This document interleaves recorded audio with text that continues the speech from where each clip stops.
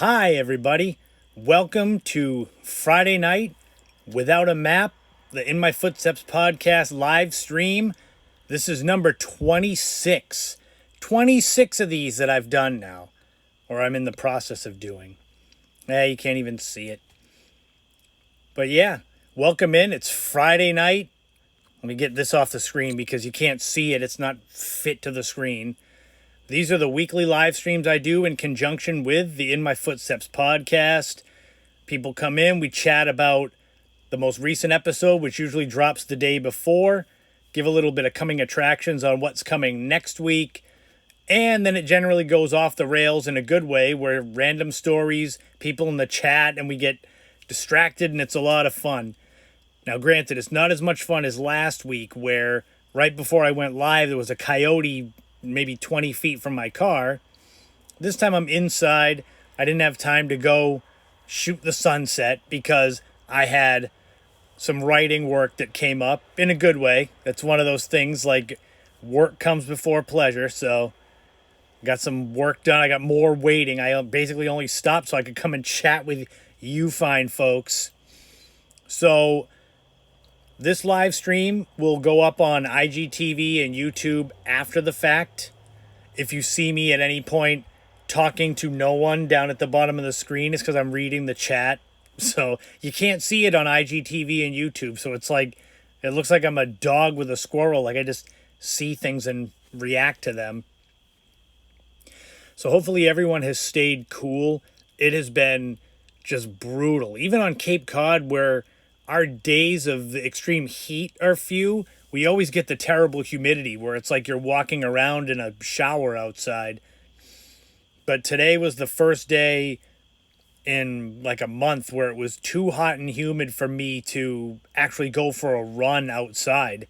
I decided to swap days because tomorrow's going to be nice, cooler, less humid. Why not save myself for that? This week on the podcast, we had episode 34.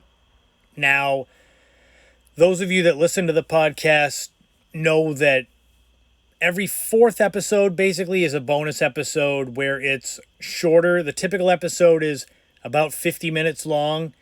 The bonus episodes are 20 to 25 minutes where I take one topic and expand it out and make the whole episode about that topic.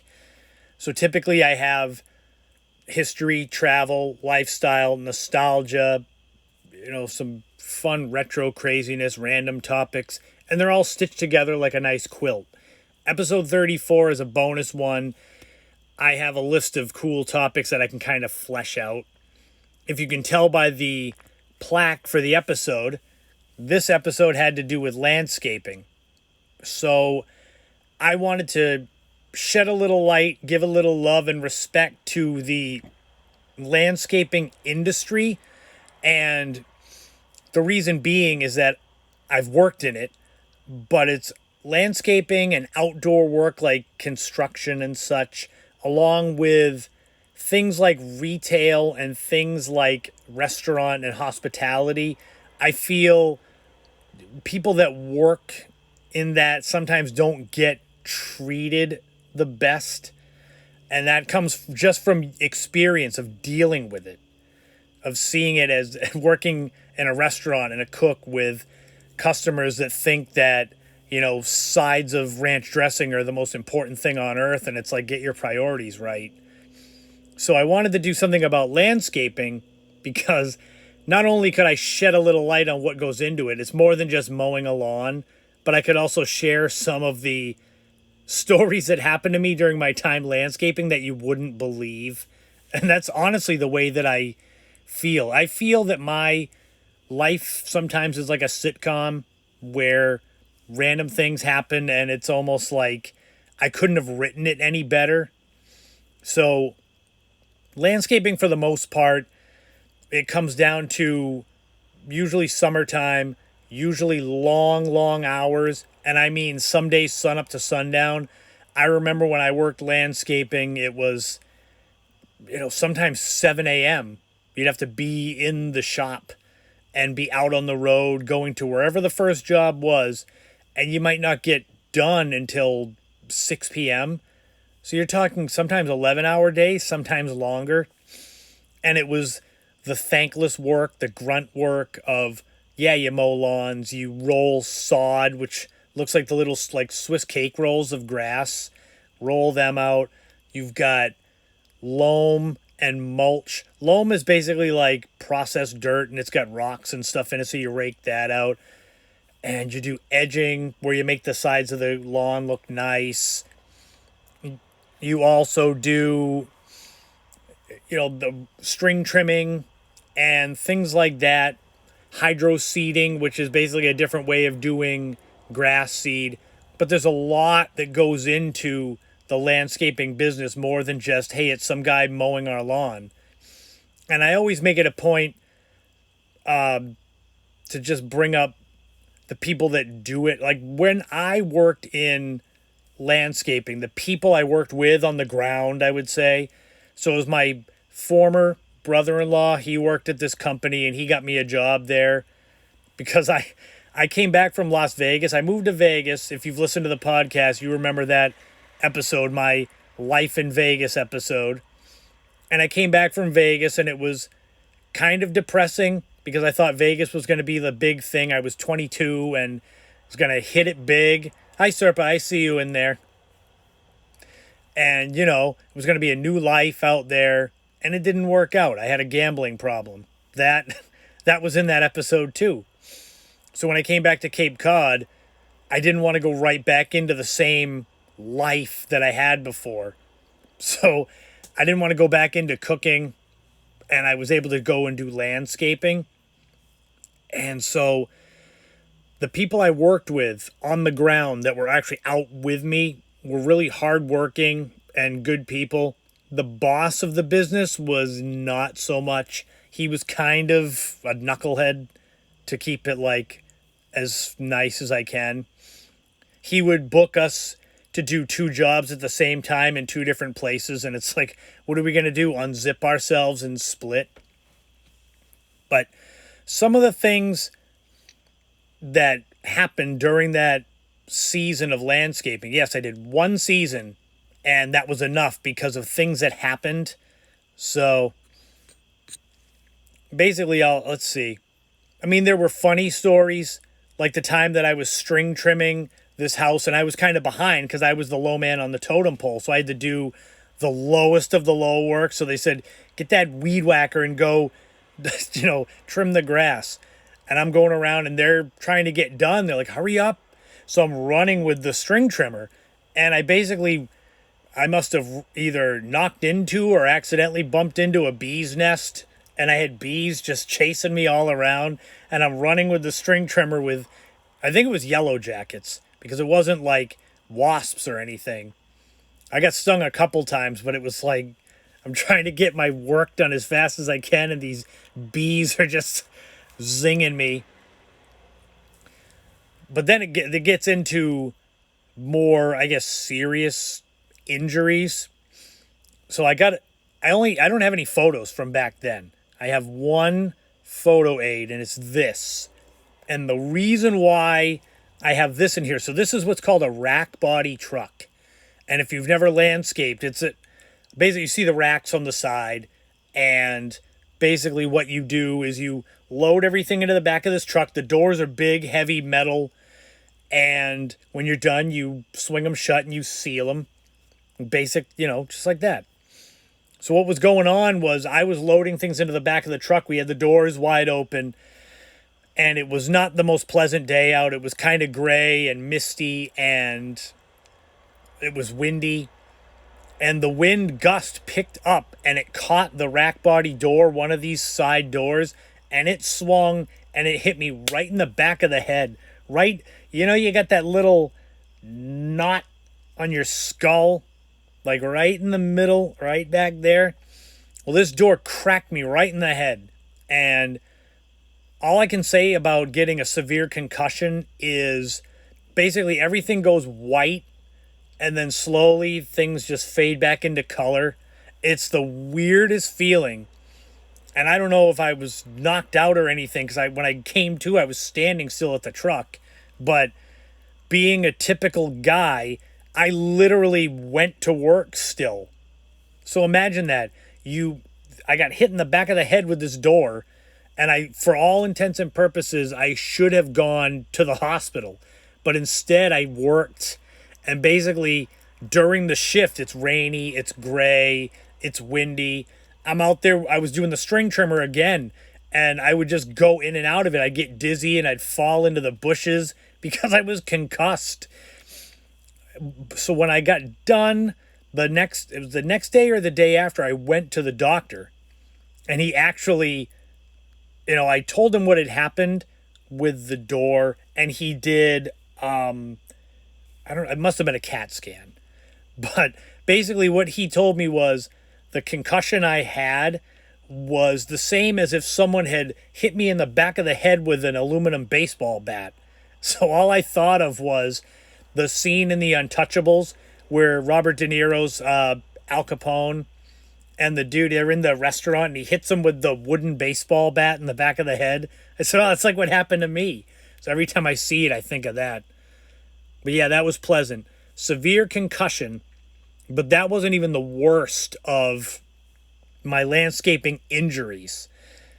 So there was another time, getting ready to load the truck up. We had these kind of heavy, not Rubbermaid, but kind of like that durable, thick rubber PVC wheelbarrows with the wooden handles. They typically weighed maybe 15 pounds. They'd always be upside down. So you'd flip them onto their wheel them out to the truck, flip them again, throw them in there so they were flat.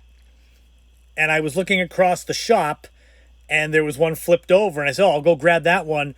And my plan was to grab it by the handle, pull it out, and kind of flip it over. So I'm thinking I'm going to be grabbing something that weighs 20 pounds. Now, I know if any of you out there have ever picked up something that you think is going to be heavy, but it's light, and it's almost like you throw it, thinking like a suitcase is going to be heavy or something, and you pick it up, and it's like, whoa, look how strong I am. Think of that in the opposite way. This wheelbarrow was wedged under a piece of heavy machinery. I don't know how much the machinery weighed. Several hundred pounds, 1,000 pounds. I don't know. It was big, heavy metal. So the wheelbarrow was wedged under that. That wheelbarrow wasn't coming out. I grabbed the handle thinking it was going to be 15, 20 pounds. And when I pulled on it, the wheelbarrow did not come out, but my shoulder did. And it was, all I can say is it sounded like if you crack a walnut shell. That was how my shoulder sounded as it popped out of the socket. The best part, or the worst part, was that it wasn't a full separation. It's what's called a subluxation. So basically, it's almost like you ever pull on your knuckle. I don't know if people can do that. I'm not going to try to pop my knuckle out. But it pops out, pops back in. My shoulder popped out. And when it popped back in, it wasn't quite all the way. It's like if you put a screw, if you screw something in and it's a little bit off, but it's in and you're like, that's good enough. That's basically my left shoulder that's good enough basically for almost 20 years. And again, I went to the doctor, and this was later on because I worked through it because initially when the shoulder popped, my whole arm got warm and it was tingly because it was dislocated. And when it popped back in, I started getting the feeling back, and I'm like, I'm all right. I mean, it was sore, but so the doctor, the same doctor that I went to see about my concussion, I told him about my shoulder, and he said, oh, I could fix your shoulder and put it back in right. The thing is, I've got to tear your rotator cuff to get it out again and pop it back in. So we'd be looking at rotator cuff surgery. So, I don't know how long that takes in real life. In sports, I know it's like 9 months. So I told him, I said, it's all right. I can still use it. I don't know, you can't really hear it. I can still make it pop. At my job, the new one, the chiropractor's office, I got him to move it around so he can hear it. Like it's Rice Krispies back here. It's just nonstop. It's great. I'm sure when I'm 70 or 80, it's going to be awesome. I'll have my arm in a sling forever. But things like that I talk about on the podcast, just to reinforce that this job is not simple. It's not just something that you do if you're not good at anything else. It takes hard work. I had one time that I basically had heat stroke, and my family in the chat, you might remember this. I was working so Sagamore is not really a town. Sagamore Beach is. It's right off Cape, and we all were out there working. It was a new house. There was no trees, no nothing, no shade, and you don't get a lot of breaks. You're supposed to work and do the job and get out. So everyone would have the big gallon jugs of water, which I always thought were like, what do you have those for? Until I started working landscaping. And smart as I am, I forgot my water in someone's truck, and they took off to go, I believe, to another job because we didn't need all those people. So the boss was like, you guys go ahead. So I'm there. It's a hotter day than it was today, and I'm in the heat and just trying to work. It got to the point where I was seeing purple spots, and there was no water at all there. I didn't have mine, and because the house was new, there was no running water in it. Eventually, I got my water. We all met up at the next job, but when I got home, all I wanted to do was get in the cold shower, and that was such a mistake because after being in that heat all day, that cold water hit me, and it was like Andre the Giant squeezing my ribs. I almost passed out in the shower because it was so bad. And there's a reason why I only worked one season landscaping, because it's tough work. So I condensed all these memories into one shorter podcast episode. I give a shout out to my buddy Steve because he does landscaping on the side. In addition to his regular job, he does like his own clients, like for fun. So I have so much respect for someone that does it and is good at it and almost does it not for fun, he gets paid, but he does that because he wants to. So coming up next week, we got episode 35. And this one's going to be this is back to a normal length episode, and I'm super psyched about this one because there's a bunch of stuff that I'm putting in. It's not like I feel sometimes when I put a lot of my favorite stuff in one episode, I feel like it's sweeps week, like on TV. So we're starting off with a new installment of Restaurant Storytime. And for those of you that have listened to the podcast, like I said, I've worked in the restaurant industry a long time. So I have lots of stories and memories from my day. Things that, working in the restaurant in the 90s is way different than now. And so I have stories that you wouldn't believe are true, and they are 100% true. The only thing I do is I don't really mention where I worked, and I don't mention people by name, just in case they may not be thrilled, because some of the stories paint them to be not incompetent, but they're the butt of some jokes. The first restaurant story time I did was about a snowball fight I had with a guy that I worked with, where basically we were throwing snowballs across the parking lot, and he refused to come outside, and I had all these snowballs, so I chased him inside to the prep area across the parking lot and sneak attacked him like inside. And so that was a pretty good one. Second one was a fight we had with cherry tomatoes, which are like the size of quarters. And we were throwing them at each other. And I was out of ammo, and the guy that was working doing prep gave me a red bliss potato, which is much bigger than a cherry tomato and much thicker and denser. And I threw it not knowing what it was, and I hit a guy and knocked him out with it right in front of the kitchen door. And he was a big dude, and I was waiting for him to come beat the hell out of me because I was only 15 at the time. This third one has to do with swans. You can see them. I put them in the little place card. I don't want to give too much away about what it is, but there's several swan stories because we were right on the water, and we would tell customers don't feed the swans, and the other employees there don't feed them. So let's just say that was not heated and it led to some shenanigans with swans. They're not nice. They're very beautiful to look at, but they're really not nice birds. And after that, we go into another one that I've been waiting to share for a while. And if you're my age, if you grew up so we're talking late 70s, early to mid 80s, you would have all the same stuff. But if you grew up in New England, we had our own series of PSAs, public service announcements, that I'd get up for school and I'd watch WLVI 56 or WSBK 38, and they'd have all these old school PSAs. Well, they were new at the time, but now they're old school, and they're like earworms where I remember all this stuff. Like, I have a pretty good memory, so a line from one of these PSAs would be stuck in my head. And eventually when YouTube came out and people started posting old commercials, I found all these PSAs and I ripped the video from YouTube. So I have them all downloaded. I checked when I was doing the podcast. I have more than 100 old PSAs and commercials that are their own file on my computer. So that's pretty good. I'm going to have a bunch of photos or screen captures of them for next week's live stream to kind of put, on there. But because if I name them, like I named them all in the podcast, but I think you need to see them.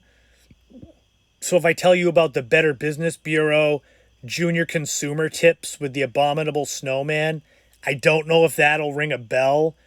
But then if I show you an image of, like, there was one where the snowman was at school and he was getting his school lunch and he had cake and soda, and there was this pink flamingo that she was like his friend, and she got salad and soup and an orange. And so it's like to eat well. It's one of those, like, you have to see it. I'm going to share a lot of links of these videos of these commercials that maybe only I will have enjoyed, but who knows? You never know until you watch it. But I have a whole thing about old school PSAs. It's going to be a lot of fun. There's just so many random ones and I'll keep finding new ones. I'm like, oh, it's like, you ever have that it's either like you listen to a song or you like for me, it's an old commercial, like something will click in it and suddenly it's like a flashback to when you're like a different time. I've had that happen with commercials where I'll be going through old 80s commercials because that's something that it's kind of mindless fun in a world that's so much crap. So it's a way to kind of go back in time, and I'll see a commercial and all of a sudden it's like I'm back 35 years ago. Like, oh, I remember sitting in the living room and watching TV and such. We'll see. This is going to be a good test if it's just me that likes this stuff or other people are interested. And speaking of nostalgia and retro, I'm going to do a segment on 1980s fads. So I do a top 5 list every week on the podcast, random top 5s. Like they go from one extreme to the other. This next week is going to be 80s fads. And I just started doing research on the weirdest trends of the 80s that came and went. Some of them, when I researched them, they've either come back or they're still around. So for example, do you remember members only jackets? So, I mean, they were very much part of that, like, younger, I don't want to say yuppie culture, because yuppies didn't really wear them. They were, like, higher quality windbreakers. I never had one because I was too young, but I didn't realize that Members Only is an actual clothing company. That's the name of it. I didn't know what they meant because I was a kid. But Members Only, the company, has made a comeback in the last few years. So you can go to membersonly.com and buy a jacket now, because for some strange reason, everything 80s and 90s is now like, it's the cycle. When I was a kid, it was everything in the 50s was coming back around, and now it's 80s and 90s. I'm like, all right, well, you take the good with the bad. Friggin' garbage members only jackets are back. But even better than that, So 2 of my 3 sisters are in the chat, so they'll appreciate. Do you remember the jelly shoes? I know you do, because I mentioned you specifically on the podcast about them. That's the only reason I know what they are. They were like squishy, rubbery PVC shoes that were like the lattice cut, almost like waffle fries for your feet. And they were sparkly and kind of grayish white. And they were just, I don't know. They were for girls, so why would I know much about them?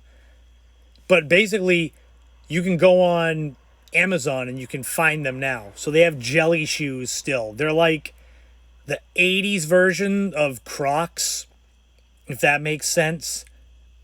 Where I'm sure a lot of people had them. But, I mean, I was a kid and it was for girls, so why the hell would I have jelly shoes? But yeah, those are 2 of the 80s fads that are going to be in the top 5 list. And there's honorable mentions and such. But that's coming up next week. And that's going to be a lot of fun. The whole episode I'm psyched about. There's a lot of good stuff. And then I've got them plotted out for the month. Because I try to get ahead of it where they're scheduled. And then I can just record them. If something changes in the world, I can kind of, mix and match. But for the most part, I get these podcasts lined up a month in advance, what's going to be on them. And then I just hammer through them because I've got enough stuff to do 4 years at least worth of podcasts. So speaking of that, so coming up, God, it's a little over 2 months. It's going to be 1 year that I've been doing this podcast already, a year. And I'm trying to figure out what I should do. If I should do some sort of retrospective or a shorter episode about what I've done and learned with the podcast, or maybe an episode where I talk about why I did it and how it came to be. I have no idea. Like, I'm going to do a live stream and that'll be, celebration or whatever. And I'll have different photos, but I'm trying to figure out if I should do some sort of an event, like a special podcast for the anniversary. I've never done this before, so I don't know exactly what goes into it. If it matters, if it's just I'm thinking too much. But yeah, that's coming up first week of November. Same as my birthday, so it's like right around the same time. Still hoping as a present for my birthday to have a new place to live, but we go day by day. So it's the dog days of summer. Like I mentioned before, running in the heat is just not... I've been doing it because I haven't been able to run like I used to be pretty good. I was close to elite, maybe not elite where I'd win all my races, but I was placing in some and such. And I got injured and the injury gradually started to take me out. So it's been 3.5 years or more. I haven't run a race in 4 years. So it wasn't too long after that. So the end of 2017 that I retired from running, where I'd still do it, but it was like I couldn't run anymore. It was like having an old car with 500,000 miles on it. And it's like, yeah, I can get you to the end of the driveway, but then it stalls. That was like my running career.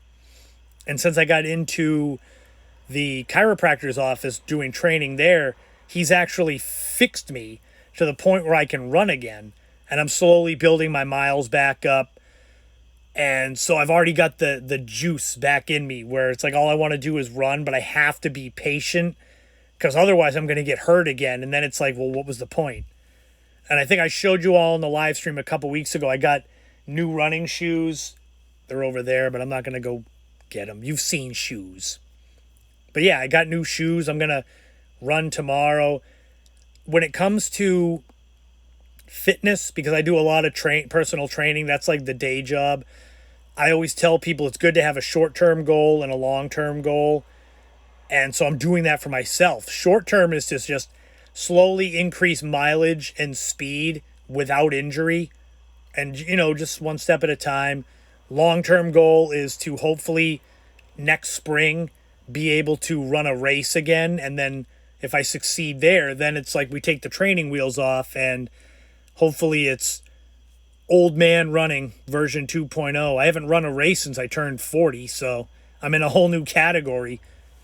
Like the age groups, I was told by my Uncle Steve that the most competitive running age group is 40 to 49. Like that's when everyone's in their prime and running. So I'm like, great. I'm trying to make a comeback in that age group. I'm going to get crushed by people. But yeah, it's good to have a short-term goal and a long-term goal. Speaking of that, so I finally got some book news that I can share. So today I finally have, so it's not totally official. It's close enough because I'm going to mention it. But book number 7 is basically on its way. So I've been in touch with the publisher. So the publisher I'm working with here is a different publisher. I've got two different, I worked with Schiffer Publishing. I worked with History Press through Arcadia Publishing, like one of their branches. The one I'm working with now is Fonthill Media, and they're another kind of offshoot of Arcadia Publishing. The guy that made them, that created this publishing branch, he used to work for Arcadia, and he created the Images of America books through Arcadia. If you look them up, you'll know them. Thank you, Serpa. I appreciate that. I'm working hard at the running goals. Tomorrow is going to be a lot of fun, but I was not going to go run today. I was like, forget it. I'd rather skip a day than cook myself, which I did a couple days ago. I literally was half dead. Oh my God. But so book 7, we're looking at this time next year, because I told the owner, the publisher, I said, you're going to have to give me a few more months than what I said as far as getting the materials in. It's a photography book. It's Photographers America. It's about Cape Cod. It's beyond the beach is basically what we're calling it. So there'll be some beach photos. There'll be some historical sites. It's basically the idea that I had with my first book, the Cape Cod Travel Guide, except more photography and a little more in the way of street scenes, meaning that like I went to Provincetown and I did some shooting on Commercial Street, people shopping and such, but I hadn't heard from the publisher in months, 4 months, because, the world's not exactly normal still yet. And so the publisher reached out to me today and was like, I'm so sorry. I've been so backed up with getting contracts out throughout the spring and summer. And he was like, are you still interested in doing this project? And I said, yeah, I'm still interested. The main thing is just give me a few extra months to get everything together. So the book will probably be out this time next year. That'll be book 7. The next one, book 8, which the family all knows about, but I have to keep it kind of hush because nothing's official yet. It's a true crime story. I am in the market for an agent because I'm looking at the big publishers for this, Simon & Schuster and Random House and Penguin and all those, the big names, because I think this is a big time story. And the more I write, I've written 25,000 words now. The more I write, the more I'm like, yeah, this is a really good story. And I'm lucky because I have a cousin who is a big-time literary agent in Manhattan. She's represented New York Times bestsellers. And so she is now in possession of my query letter and the first 3 chapters of the book, because you're supposed to send that as a sample to potential agents and publishers. And what she said is she's going to check it out, critique it, let me know what I could add if I'm sending it to other agents. And then she's going to pass it around her agency. So I'm like, oh my God, these people in Manhattan are going to get a look at it. And maybe one of them will like it, and then we'll go from there. Once it's officially done, then I can tell you all about it. Right now, I'm kind of like, I don't want to fake you out and say, oh, I'm doing this project, and then later on down the road, I suddenly stop talking about it because it's not happening anymore. But we'll see. Hopefully, this book is book number 8, would be the biggest one that I'm working on. And I'm still literally, that's what I was doing right before the live stream. I'm working with someone on it. It's going hand in hand with a documentary film. And it's basically the filmmaker's story is what the book is. So all I have to do is reach out to them and say, what happened here, here, here? How did you feel? Who did you meet and stuff?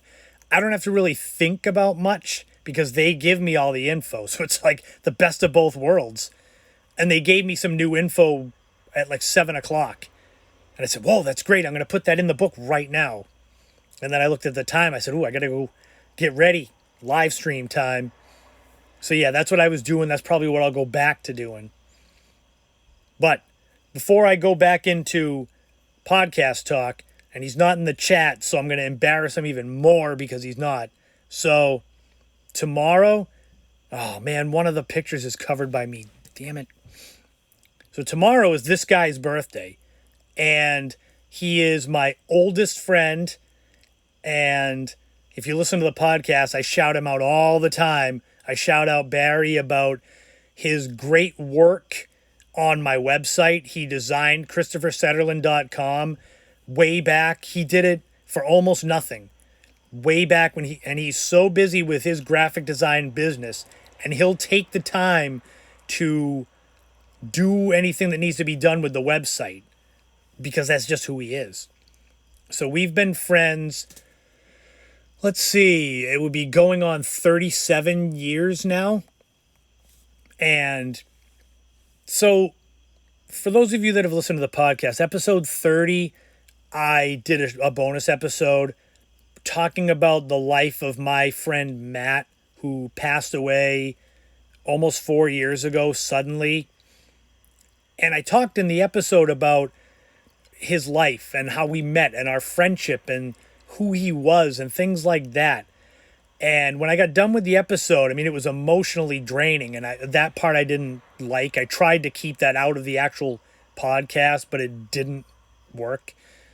But I was so proud that I was able to kind of talk about him in that way.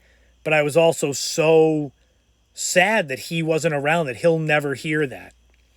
And I started thinking that Barry and I go back forever, to back when I actually had straight blonde hair. And so I wanted to kind of do the same thing for him. So I didn't do a podcast episode on him. I wrote a blog post, which I'm going to share tomorrow. This collage of photos is in it. But also to embarrass him, I made a playlist, Spotify one, of songs that remind me of him. And I've basically, oh yeah, I wish you had a photo of that. So he painted my stepfather's Kiss jacket. He's got talents that I wish I had. Far beyond music and graphic design, he can draw like crazy. He's a wonderful sketch artist, and he just does these things like in a snap. 5 minutes. When I was doing my logo for the podcast, he and another friend of mine, they both graphic designers, they literally had logos sketched out in 3 minutes. Several of them. I'm like, how do you do that? And they're like, it's our job. But I wanted to make sure that on his birthday, I don't want to say embarrass him, but some of it will. I bet he will, because that's the kind of guy he is. He's just one of the most genuine, good souls that I've ever met in my life. And he's for all his talents that he has as a musician, artist, graphic designer, his best talent is being a good human. And what I mean by that is just, I made the joke that, so there was 3 of us that were always together. The 2 of us and our other friend John, who I've mentioned several times on here before too. And the funny thing is, Barry has always been like the straight man in between. Like, he's like the meat in a crazy sandwich. where John and I forever would just be trying to one-up each other with just random crazy crap that we would do and say. And Barry was always like, he would recenter us. Unless, of course, he was trying to egg us on. Just every now and then he'd want to see like what he could get us to do. But his calming demeanor and that level-headedness that he's always had, it came more into, I don't want to say, more into use as I got older, as life got more serious and more, ups and downs came around. I mean, bad breakups, he was there. Bouts with depression, he had my back. Death of loved ones. When my grandfather died a couple years ago, I mean, he lives in Providence, and he made it a point to come down the next week. And we hung out at a bar outside until 2 a.m.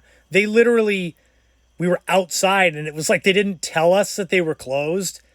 So when it was 2 a.m. to go inside, it was like the last guy that was working there. The whole place was dark. And he was like, oh my God, I'll unlock the door and let you out. Because he just wanted to be there and be present, because he knew I needed that. And that's the kind of guy he is. And so I wanted to make sure that for his birthday, that I really just like hammer it home to him to the point where he's going to be wicked embarrassed, because I got the playlist, I got the blog post, I have the last video I ever shot with my old camcorder is going to debut, and it's fitting that he was in that last video. It's nothing major, it was just random, but that's going to be tomorrow, Barry's birthday. And so if he was in the chat, I probably wouldn't have shared this, because then he'd know it was coming, but he doesn't. He'll probably think I'll just text him and be like, happy birthday. It's like, no, I'm going to like wreck your day and make you cry with joy with all the stuff I share. But that's coming tomorrow. So I hope that everyone has enjoyed the podcast. I share it everywhere. I promote it. I market it. People will buy me a coffee, buymeacoffee.com. I use anything like that to promote it. But it's like I've learned you can't force people to share your work. You can't force them to tell others about it. It's like, it's not possible. So that's why I do advertising for the podcast. I hope to get eyes on it that are people that don't know me. Because, I'll share it on Facebook or something, and it's like, it doesn't get interactions. So it's kind of disappointing that my friends on Facebook don't. But, it's like, what are you going to do? You can't worry about it. If people like what I do, that's great. If you don't and you don't listen, I'm still going to do it because I enjoy it, and it's a release, and it's cathartic when, the last 2.5 years of life have been, it's been a roller coaster, but it's been a lot more shit than it has been sunshine. So, and the fact that within the next 2 weeks, I'm going to pass a year. I can't check my phone when I'm live. I saw it pop up. That happened a few weeks ago when Matt was texting me in the middle of the live stream, and I said it. I'm like, oh, my brother's texting me right now. And then he popped up. He's like, I'm sorry. I saw it, though. If I click out, the whole live stream will end. I have to be like right here. But so the podcast became kind of an outlet. Content creation is great. But, if you like it, great. If you give it a chance, you never know. I got a lot of good stuff on there. But the last 2.5 years, the fact that I'm almost a year deep into not drinking, I'm going to be, September 12th is 1 year with no drink. And I've even proven it. I've gone out to have dinner with friends, and I get O'Doul's, and they laugh at me. And I'm like, well, nothing good in my life has ever come from alcohol. So I've kind of learned that as I got into my 40s, that it's like, it's not cute and it's not fun to drink all the time to like drown stuff out. So yeah, I mean, it sucks at sometimes because you got to just deal with the shit that comes at you.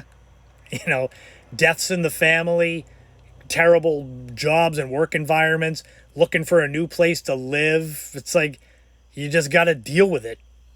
So, but I will say that my one sister who's not in the chat, Kate, she's been promising me edibles for a while. Thank you. So my family is saying they're proud of me for being almost a year deep of being, I hate saying sober because it's like I don't feel like I'm doing anything special.